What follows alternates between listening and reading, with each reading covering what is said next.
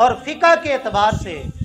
हज़रत सैयद अली अजमेरी रहमतुल्लाह ताला अलैह इमाम आज़म इमाम अबू हनीफा के मुक़ल्लिद। आज हर तबका फ़िक्र से ताल्लुक़ रखने वाला बंदा वो अगरचे हमारे अकायद व नज़रियात से इख्तिलाफ रखता हो, वो कहता है अली हजवेरी पक्के अल्लाह के वली थे। यानी हज़रत सैयद अली अजमेरी रहमतुल्लाह अलैह की वलायत पे किसी को शक शुबा नहीं है।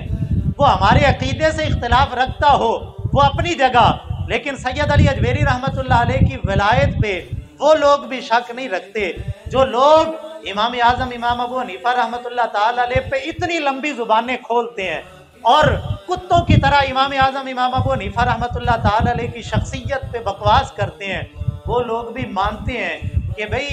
सैयद अली अजमेरी लाहौरी अल्लाह के वली थे। तो फिर मेरे भाई बात तो सादा सी है, अगर इमाम आज़म इमाम अबू हनीफा रहमतुल्लाह अलैह की पैरवी करके उनकी फ़िक़्ह की तक़लीद करके अगर दाता अली अजमेरी को अल्लाह ताला ने अपना वली बना लिया है तो इससे पता लगता है कि इमाम आज़म इमाम अबू हनीफा रहमतुल्लाह अलैह का रास्ता